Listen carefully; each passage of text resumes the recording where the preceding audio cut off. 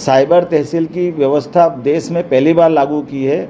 अगर कोई किसी की आमतौर पर कोई रजिस्ट्री करा लेता है, विक्रय पत्र का पंजीयन कराता है, तो फिर पटवारी गिरदावर के पास नामांतरण के लिए उसको जाना पड़ता है। हमने प्रबंधन ये किया है कि जो भी कोई अपनी संपत्ति का हस्तांतरण करेगा, ऑटोमेटिक साइबर तहसील के माध्यम से उसका नाम चढ़ जाएगा। ये पहले देश में पहला प्रयोग है जिस आधार पर हमने सभी की सहूलियत देते हुए इस सिस्टम को बनाया है। इसके भी 3 चरण है। पहले एक बड़ा नंबर अकेला उसका हो रहा था, बाद में 1/2 वालों को भी ले रहे हैं, अब 1/3 अर्थात 1 नंबर के 3 हिस्से हो गए, तो तीनों का भी पंजीयन हमारे साथ हो ही जाएगा।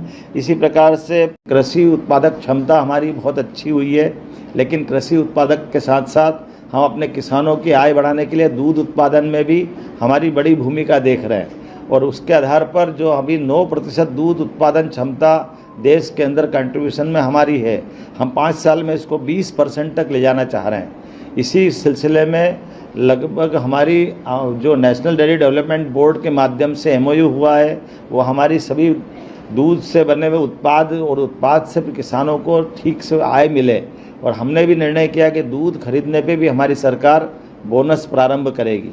अर्थात किसानों की आय बढ़ाने के लिए फसल उत्पादन के साथ साथ दूध उत्पादन में भी उनकी अपनी आय बढ़े, इस दिशा में हम काम कर रहे हैं। कुछ स्थायी प्रकृति के काम भी बहुत सारे चालू किए हैं, साथ ही साथ चिकित्सा क्षेत्र में भी हमने काम किया है। हमारे 2005-04 के पहले हमारे पास कुल 5 मेडिकल कॉलेज थे,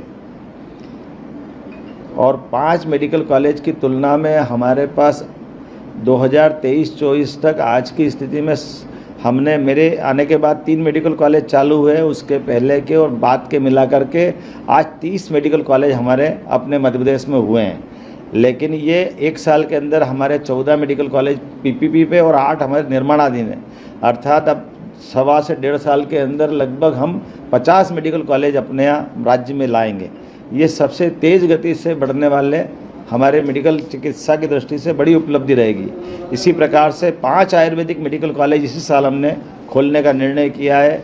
कुल मिलाकर के चिकित्सा की सभी विधाओं में लगातार प्रोत्साहन देने के कारण से 55 एक्सीलेंस कॉलेज भी हमने अपनी नई शिक्षा नीति के अंतर्गत राज्य सरकार द्वारा खोले गए, जहां पहली बार अपने कॉलेजों के अंदर सभी प्रकार की शिक्षा में प्रोत्साहन देते हुए महाविद्यालय के विद्यार्थियों को भी बस से आने जाने की सुविधा ये अपनी मध्य प्रदेश सरकार द्वारा प्रारंभ की गई है। सरकार का हो रहा है, ऐसे में सरकार के स्तर पर हमने 2 प्रकार के अलग अलग अभियान और पर्व 2 तरह से मनाने का प्रयास किया गया है। एक हमारी जन कल्याणकारी योजनाओं को नीचे तक पहुंचाने के लिए, जनहितैषी हितग्राहियों के लिए नगरीय स्तर पर सभी वार्डों में, पंचायत स्तर पर गांव-गांव के अंदर तक हमारी 56 प्रकार की जनहितैषी योजनाओं को लेकर के हमारे वार्ड के अंदर पार्षद, वार्ड के अंदर के अधिकारी कर्मचारी, नगरीय स्तर पर नगर निगम आयुक्तों को हमने इसका नोडल ऑफिसर बनाया है, जो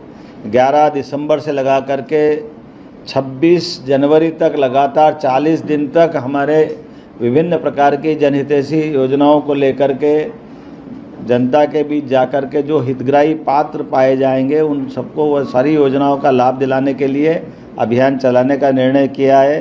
इसी प्रकार से जन कल्याण पर्व के माध्यम से हमारी बड़ी बड़ी योजनाओं को लेकर के प्रदेश के स्तर पर हमने कुछ कार्यक्रम बनाए जो लगभग एक पखवाड़ा के रूप में लगेंगे, जिसको हमने नाम दिया जन कल्याण पर्व के माध्यम से, जिसमें लगभग 18,354 करोड़ के विभिन्न प्रकार के विकास कार्यों का भूमि पूजन और लोकार्पण अलग अलग अवधि में किया जाना प्रस्तावित किया गया है। और आज़ादी के पहले जो पुलिस बैंड थे, जिसके आधार पर हमारी अपनी 15 अगस्त और 26 जनवरी की सभी परेड अच्छी गरिमा के साथ होती थी, काल के प्रभाव में धीरे धीरे करके वो बैंड के लोग रिटायर होते गए और पद समाप्त होते गए।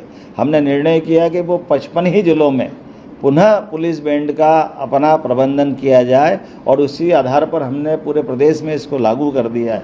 इसी के साथ लगभग 1 लाख नई भर्ती के आधार पर हमने जो निर्णय किए थे, उसके बड़े पैमाने पर हमारी पीएससी और कर्मचारी चयन मंडल पे हमने अपनी रिक्वायरमेंट उन तक पहुंचा दी है। जनहितैषी भी कई सारे निर्णय किए, कि अब हमारे यहाँ पर आमतौर पर बीमारों को लेकर के आने के लिए एम्बुलेंस होती है, और किसी कारण से किसी की मृत्यु अगर हो जाए तो कोई हाथ में, कोई ठेले पे, कोई काई से ले जाता था। हमारी सरकार ने निर्णय किया कि सभी हॉस्पिटल में सब वाहन दे करके, जो जहाँ, क्योंकि भौगोलिक रूप से हमारा राज्य बड़ा है, तो हर व्यक्ति को संवेदनशीलता के आधार पर उसको अपने घर तक पहुंचाने के लिए सरकार सब वाहन देने की तरफ आगे बढ़ी। रानी दुर्गावती के नाम पर हमने अपनी रानी दुर्गावती जी का 500 जन्म शताब्दी वर्ष चला रहा है, इसलिए उनके पहली राजधानी गढ़मंडला की राजधानी जबलपुर में थी, उनके नाम पर हमने कैबिनेट की। एक और उनकी राजधानी संग्रामपुर में थी, वहाँ भी हमने कैबिनेट की है।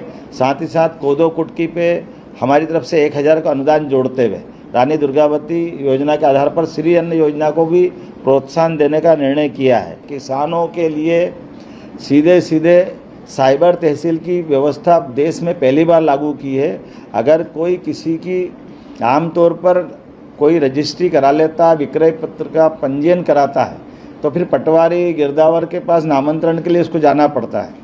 हमने प्रबंधन ये किया है कि जो भी कोई अपनी संपत्ति का हस्तांतरण करेगा, ऑटोमेटिक साइबर तहसील के माध्यम से उसका नाम चढ़ जाएगा।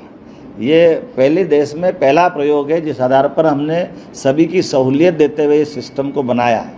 इसके भी 3 चरण है। पहले एक बड़ा नंबर अकेला उसका हो रहा था, बाद में 1/2 वालों को भी ले रहे हैं, अब 1/3 अर्थात 1 नंबर के 3 हिस्से हो गए, तो तीनों का भी पंजीयन हमारे साथ हो ही जाएगा।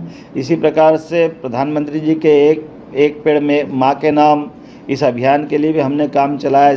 पुराने जल स्रोतों के संरक्षण और पुनर्जीवन के लिए भी जल गंगा अभियान हमने चलाया है, जिसके आधार पर हमारी अपनी 15 अगस्त और 26 जनवरी की सभी परेड अच्छी गरिमा के साथ होती थी। काल के प्रभाव में धीरे धीरे करके वो बैंड के लोग रिटायर होते गए और पद समाप्त होते गए। हमने निर्णय किया कि वो 55 ही जिलों में पुनः पुलिस बैंड का अपना प्रबंधन किया जाए, और उसी आधार पर हमने पूरे प्रदेश में इसको लागू कर दिया है। इसी के साथ लगभग 1 लाख नई भर्ती के आधार पर हमने जो निर्णय किए थे, उसके बड़े पैमाने पर हमारी पीएससी और कर्मचारी चयन मंडल पे हमने अपनी रिक्वायरमेंट उन तक पहुंचा दी है। साइबर तहसील की व्यवस्था देश में पहली बार लागू की है।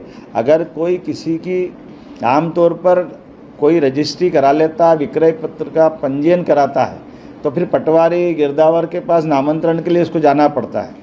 हमने प्रबंधन ये किया है कि जो भी कोई अपनी संपत्ति का हस्तांतरण करेगा, ऑटोमेटिक साइबर तहसील के माध्यम से उसका नाम चढ़ जाएगा। ये पहले देश में पहला प्रयोग है जिस आधार पर हमने सभी की सहूलियत देते हुए इस सिस्टम को बनाया है। इसके भी 3 चरण है। पहले एक बड़ा नंबर अकेला उसका हो रहा था, बाद में 1/2 वालों को भी ले रहे हैं, अब 1/3 अर्थात 1 नंबर के 3 हिस्से हो गए, तो तीनों का भी पंजीयन हमारे साथ हो ही जाएगा। इसी प्रकार से